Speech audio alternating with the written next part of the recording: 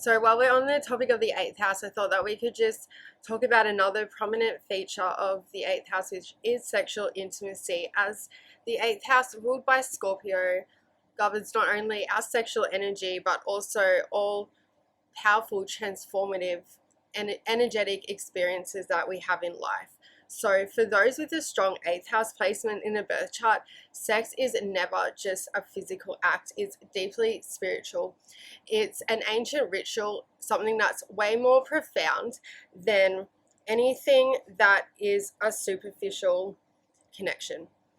Sexual energy is ultimately divine, life-giving, creative energy. It can be harnessed and anointed by these people, but it can also be misused or wasted and converted into destructive energy.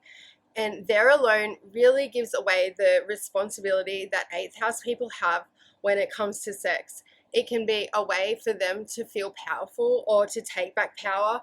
It can make the other person feel a power like never before. This is a sexual power like no other.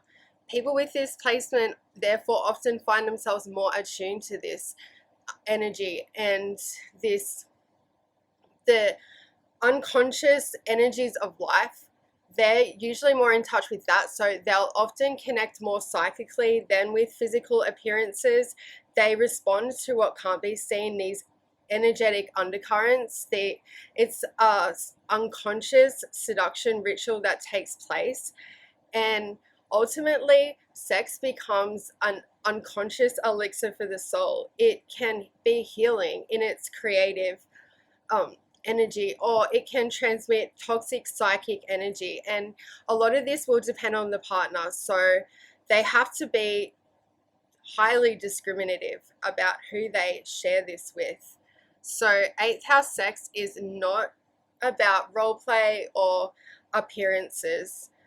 Those are distractions in this that just fall away. Here, what truly matters are those deep, emotional, vulnerable connections, the emotional intimacy, the kind of connection that can't be faked, is totally authentic. It's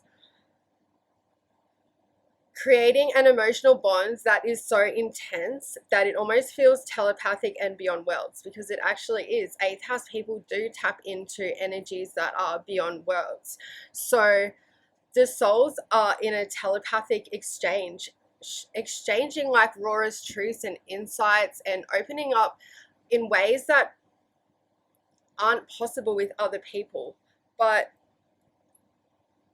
it's also so important for these people to be discriminative about who they partner up with, because eighth house energy is also very vulnerable to sexually transmitted demons, and these are the energies that belong to other people that they absorb. So they have to choose very wisely and protect that sacred energy very well.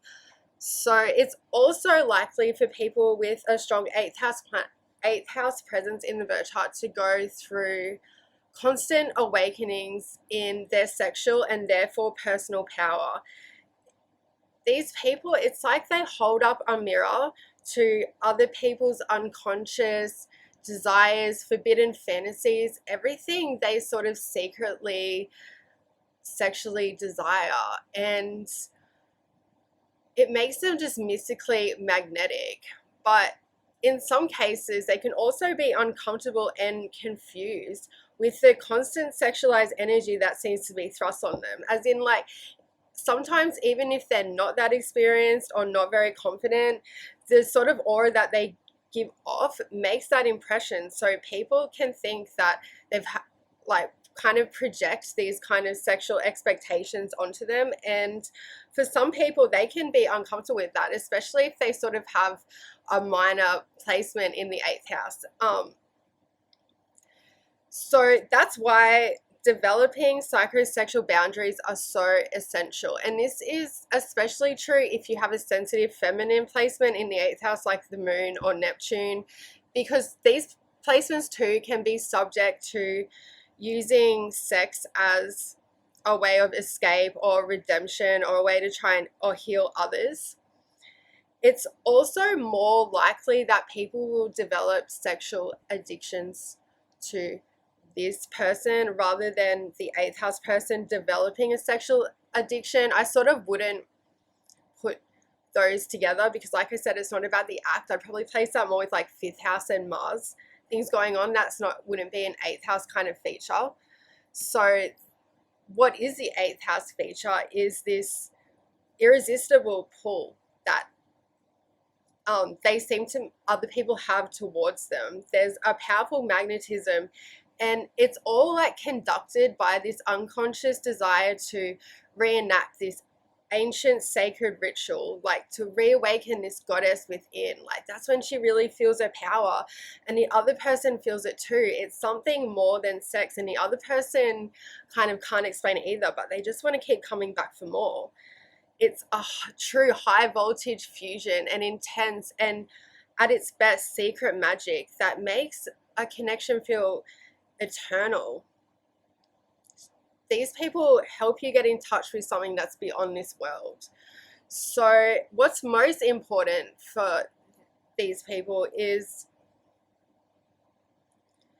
how they direct this energy, and how they direct this is entirely up for them. They can use or not use sex in any way that they feel that morally aligns with them, like what aligns with their soul. This is a sacred energy. At its core, they feel that it's powerful and transformative and deserves to be treated with this like utmost like sanctity. So they know that nobody can judge how they choose to express this part of themselves, and they probably wouldn't care much for people's judgments anyway. The most important thing that it's aligned with that deep part of the inner self, because it's only when they fail to honor this part of themselves, that's when everything comes undone. So I hope that that could be helpful to people that have 8th house planets. And if you'd like any more info on it, I have written a book about Pluto and the 8th house. So it has all the 8th house placements in there. I'll put a link to it in the bio. So thanks so much for watching this. Again, I hope it could be at least a bit helpful.